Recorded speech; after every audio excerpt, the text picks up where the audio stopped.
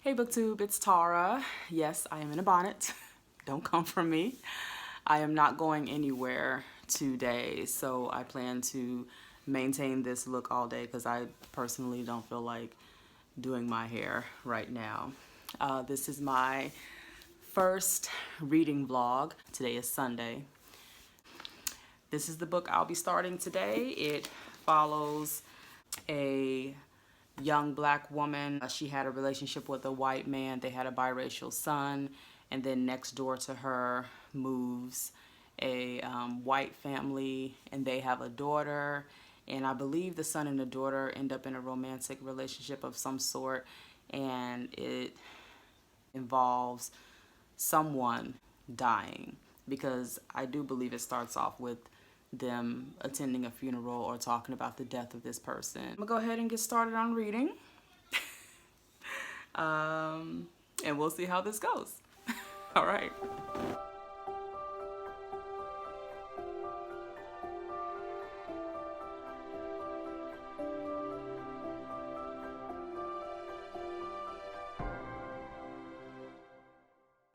Okay. So Therese Fowler starts off this book with a letter to you. I don't know if Therese Fowler is a white woman, a black woman, an Asian woman. I don't know her race. In her letter to you, she's basically saying how even though we've come a long way through the civil rights movement of accepting one another, we still have further to go. And this book is a story about race. So she says her hope is that it stirs something in you, whether that be heartbreak, anger, determination, however it compels you. And she quotes Toni Morrison, "What can you do where you are?" So I'm even more intrigued now to see exactly what this book is about. And then at the very end of the book, she has discussion questions. So if this is going to be a book club pick for someone, you have help. Oh, she's a white woman. No. Well, she looks white in her picture, but her picture is a black and white picture, so I'm assuming she's a white woman. All right, part 1.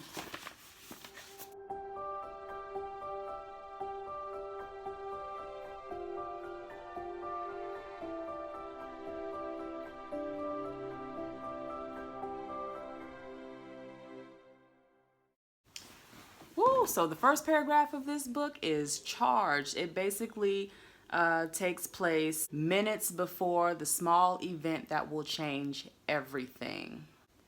And it says, later this summer, when the funeral takes place, the media will speculate boldly who's to blame. So the media is involved. Apparently this got out of hand, whatever just happened or whatever is going to happen. They'll challenge attendees to say on camera whose side they're on. Is this going to be a black and white thing?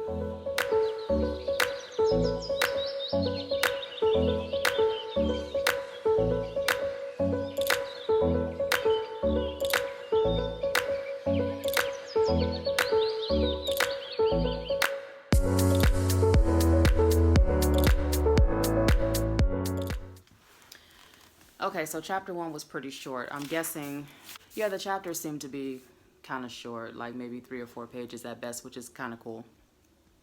And we meet Juniper, who is the white girl of the white family that just moved into town.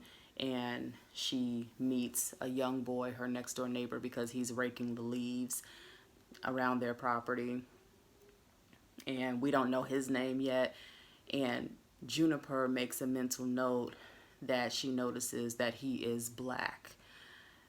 Apparently where she comes from must be predominantly white, especially for her to make that statement in her head.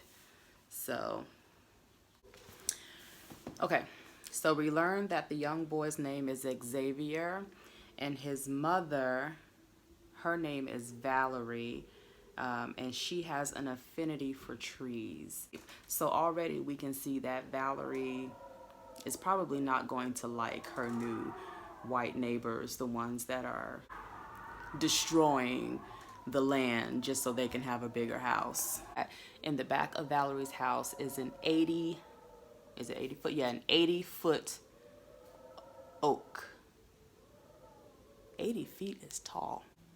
That tree means so much to Valerie. So it's almost like that tree is her foundation from, I mean, the house was built in 1952. I don't know how long she's been there. Obviously, it's been since, you know, her son was a baby in the crib, and I think he may be 17 right now. So this tree is going to be an integral key in the plot of this story, I can tell.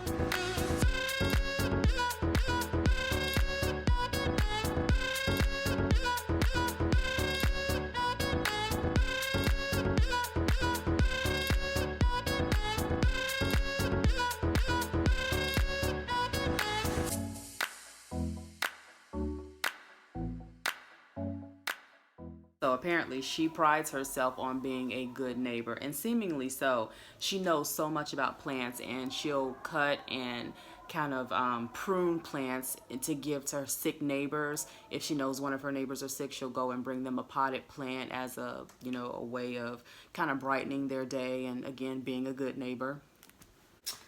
It's probably why there's a leaf on the cover. So Xavier is about to go off to college, and he hasn't truly really had a girlfriend. He's had a couple hookups here and there, but his mom thinks he's just being too, he claims he's too busy. His mom says, "It sounds like you're too picky to me."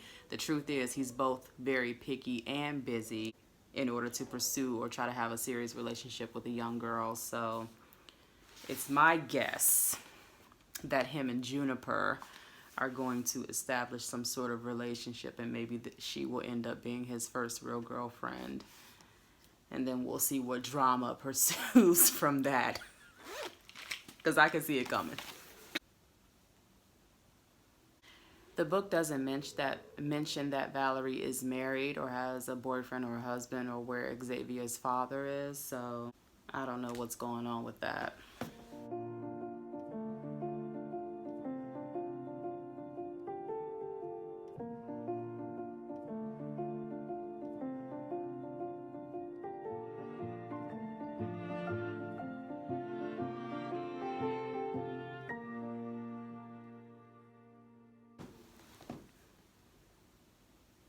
Who's telling this story?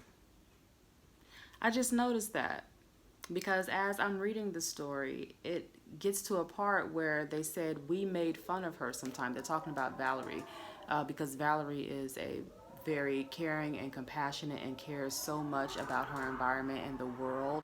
And it says, you know, we made fun of her sometimes, the way we did with our friend who gone too far with the paleo diet. Who is we?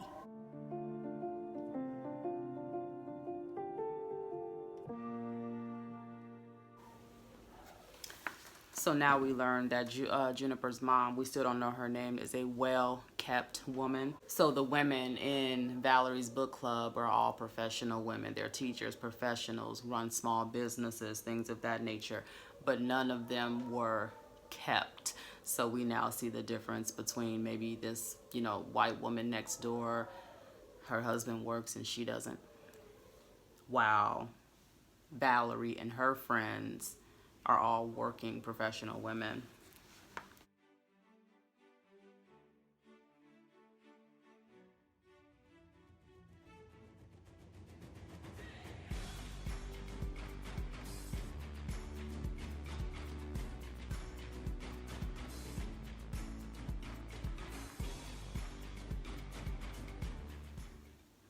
Ooh, okay.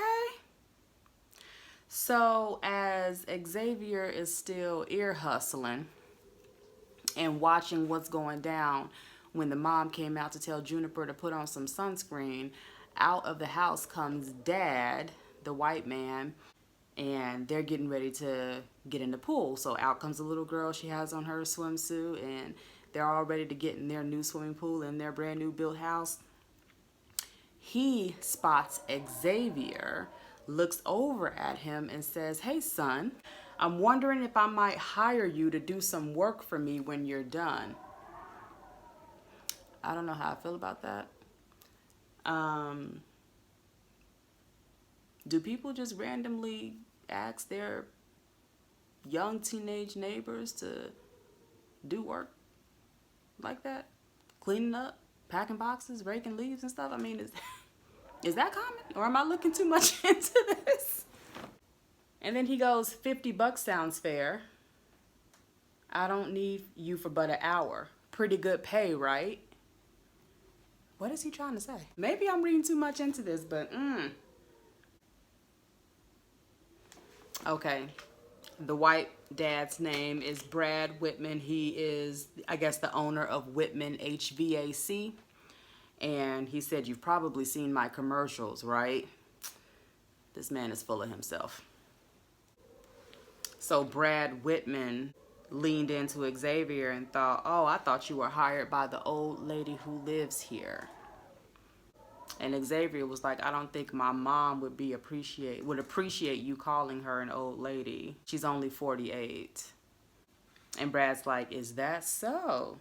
Guess my realtor got it wrong." You know, I don't know. This Brad guy is just, he's rubbing me the wrong way already. If you hold on to the truth inside, let it guide your step and be a lie, you'll be okay.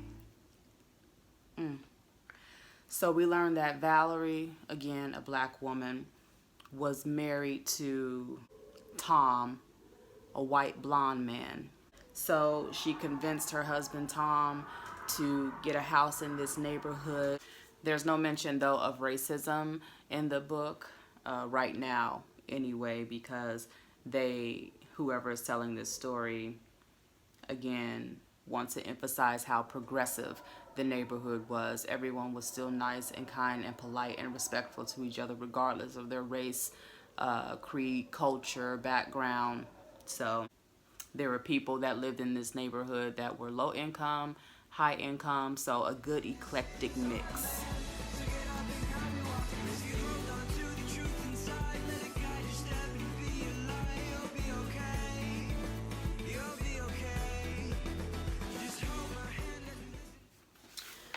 So in talking about the Oak Knoll community, it was never thought to be the prestigious part of town, although it was well kept.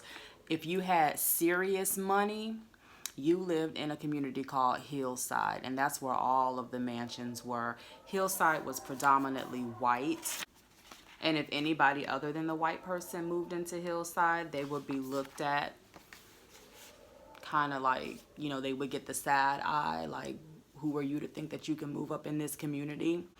So why did Brad Whitman, who actually had some money, he wanted to move into Hillside, but his best friend, Mr. Jameson, told him that Oak Knoll was where it's at. So here's where gentrification comes into the story, because Oak Knoll is an older community, a tad bit more diverse, but you can tear down some of those homes that the old people are either dying or moving into nursing homes, tear down those old homes, build new, have lower property taxes, and still have all of the same amenities that you would get in a hillside home, just with a smaller footprint.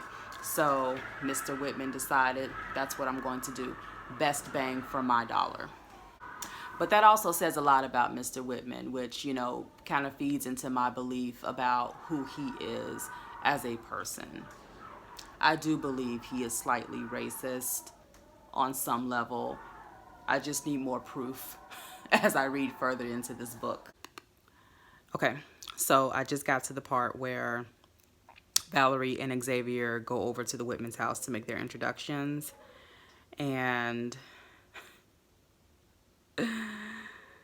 Xavier is telling them what school he goes to, which is Franklin Magnet School, and how he got a partial scholarship to the, what's it called? San Francisco Conservatory of Music. And so when Bill Whitman, you know, the white man, says, "Oh, you play guitar like Jimi Hendrix." And he goes, no, I play classical, but don't worry, nobody even knows that's a thing. So then Juniper, their oldest daughter, the white girl, turns to Xavier and says, is it true that kids at Franklin bring guns to school for gang fights? And the only reason there hasn't been a shooting is because security guards confiscate them. And Xavier is kind of taken aback, and he's like, what? No, where did you hear that? And Juniper turns to her dad, Brad Whitman, and says, isn't that what you said? So then Valerie, thinks to herself that he looks at his daughter sharply in that instance. And she's actually not surprised if he does have that thought about black kids, black schools, inner city schools. She says, in her experience, some men, well-off white men in particular, are so accustomed to their authority and privilege, they perceive it as a right. So again, this Brad Whitman character, he's he's really not sitting right with me right now. I could tell he gonna be on some BS. Something is definitely going on with Brad Whitman and his stepdaughter Juniper, because I don't know, it's too many instances right now where he's giving her looks or saying certain things to her and is bringing her all of this anxiety, like she's holding on to something or keeping tight-lipped about something. So I think they doing something, quite personally. He bought her a car because she's 17 and she is going to get a little part-time job and needs a way back and forth. So when he bought it for her, she was grateful and told him thank you. And then he said, now don't make me sorry, you hear? And I guess that brought some anxieties back for her. So I feel like he's done a lot for her, kind of brought her and her mom both up out of the, not the hood, but the trailer park. And so now, he's the kind of man that's kind of coming across like, I've done this for you, now you need to do something for me type vibe is what I'm getting. Hey, so I am outside, obviously, in my vehicle, in my North Face. Why is it 38 degrees in April right now? But anyway, interesting turn of events. Well, not really. What I predicted between Brad Whitman and his stepdaughter, Juniper, I was right. However, there's another part to the story that I didn't even see that adds to it. So, and not to say that they have anything going on with each other that's, I hate to use the word incestuous because they're stepdaughter and stepfather. But in this instance, I feel like it kind of plays into the same role because he's raising her as his daughter.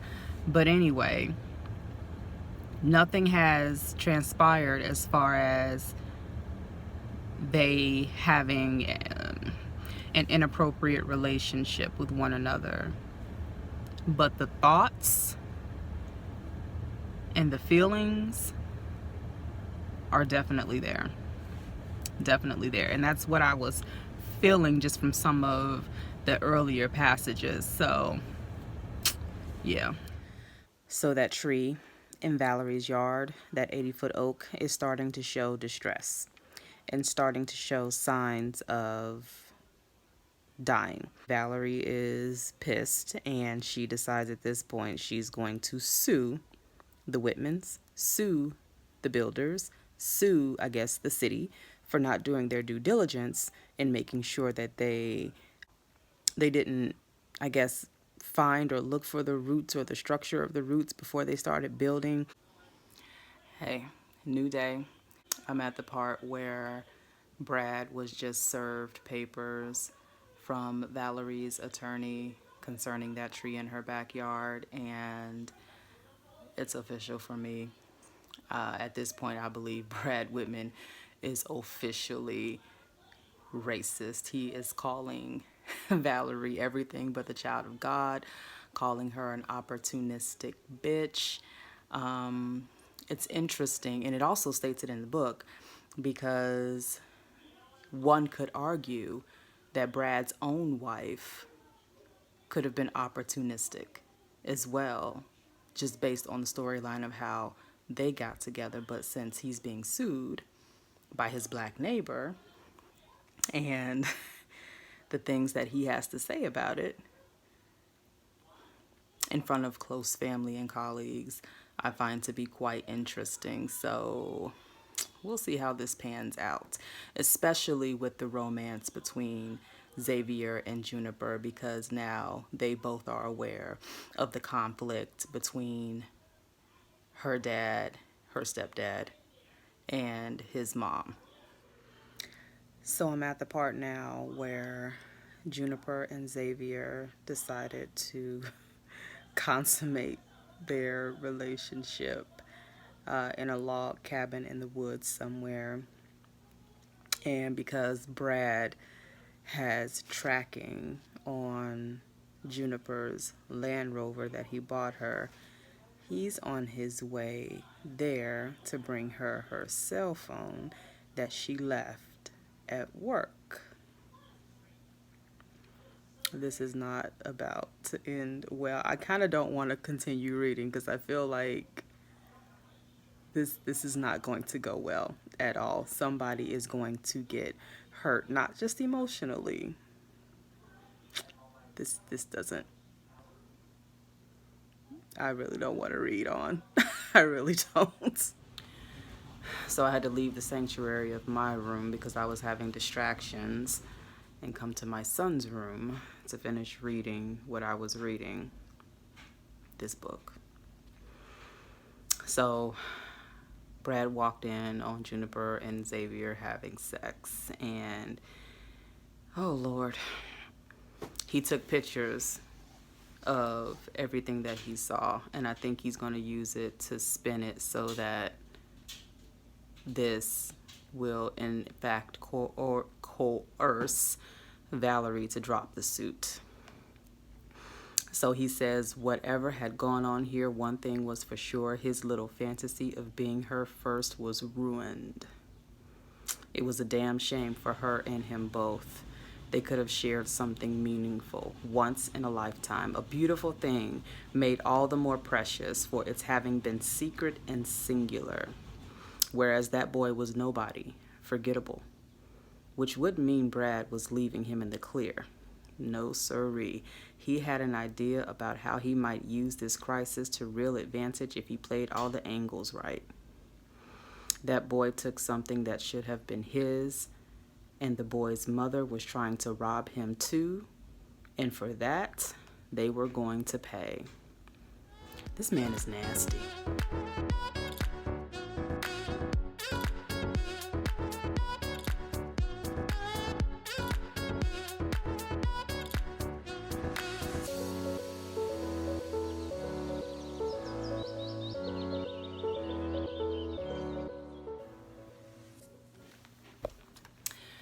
I find it interesting that the fact Therese Ann Fowler, the author of this book, brings up a valid, thoughtful, and truthful point when it comes to how black boys and black men are treated in this country in comparison to white people, and specifically when dealing with law enforcement. Valerie was just confronted by police officers at her door about to arrest Xavier, or Xavier is his name actually. And the author states that if you are a black person in the United States, you live each day with the knowledge that this scene, or one very much like it, may be in your future. You needn't have done anything illegal or have broken any rule. You might be browsing dresses in a high-end clothing store. You might be enjoying a sunny day at your neighborhood pool or grilling hot dogs at a lakeside barbecue pit. You may be one of two black guys waiting for a friend at a coffee shop, the whole Starbucks situation. You could be an excellent black student who got into Yale and fell asleep on the sofa in your dorm's lounge, or a young black boy playing with a BB gun, the same as lots of white kids do. And the next thing you know, patrol cars are showing up, lights flashing. You have done nothing wrong, and yet you're the one facing one or two or five or a dozen men like the ones that are now standing on Valerie Alston Halt's front door.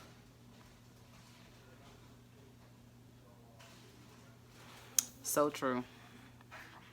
And that, ideally, is every black mother's fear, especially if she has a black son. So I personally can feel the heartbreak, the nervousness, the fear, the distraught of Valerie because I have a black son. And yes, that is a fear, unfortunately, because of the world that we live in. So,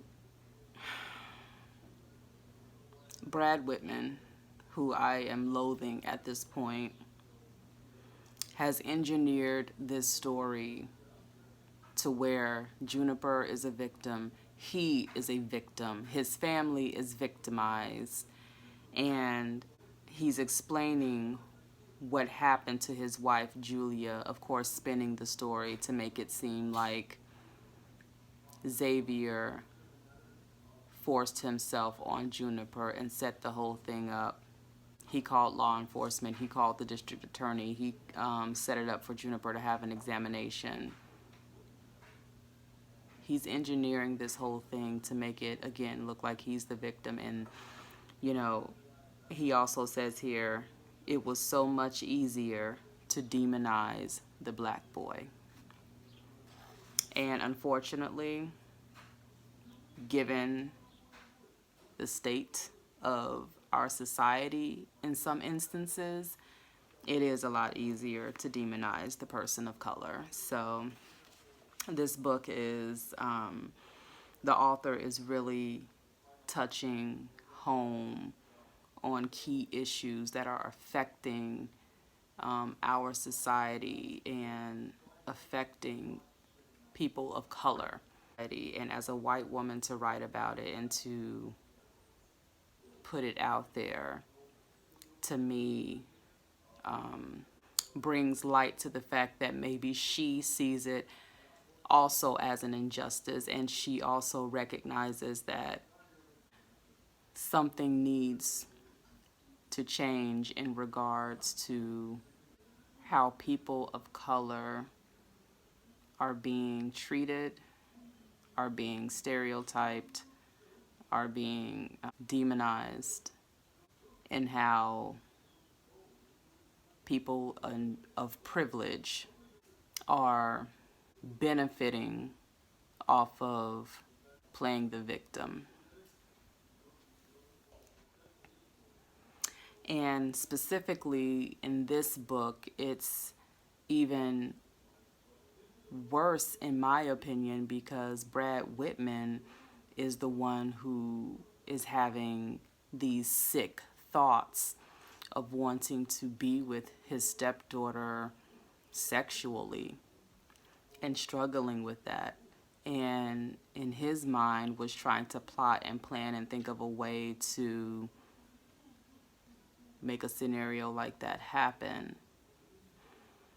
So because someone else took what he deemed to be his, especially since that someone else was black, it baffles me what this character is conjuring up and doing to ruin another family. So Xavier's been arrested, and now there are news crews, cameras and things outside of Valerie's home, waiting to hear a statement of some sort from her, and she refuses, and probably due to the fact that she probably wants to consult with her lawyer or have her lawyer speak on her behalf. It doesn't say right now, but she does leave her house, walks directly to her car, and drives off. And so her rigid silence has been filled in with reports of her being hostile and haughty and uncooperative, which it's striking a chord with me because so many times in our society, that's how black women are portrayed, as being uncooperative and, downright, I guess, bitchy. And then we've already talked about how they're portraying black men. I just found that to be quite interesting, and it's really hitting a chord with me.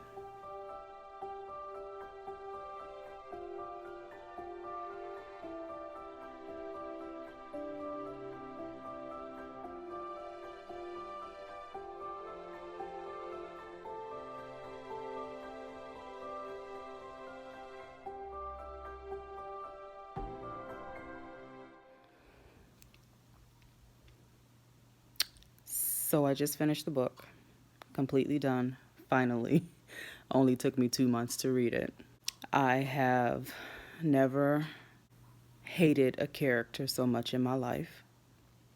I have never cared so much about a character so much in my life. This book almost brought me to tears, and that's saying something because I don't normally become attached to characters and attached to books and fictional plot lines. I had a comment on one of my former videos, and I'll leave her name somewhere on the screen, that asked me my thoughts on this book early on and my thoughts about Therese Fowler, who is a white woman, writing specifically about, I guess, the black experience.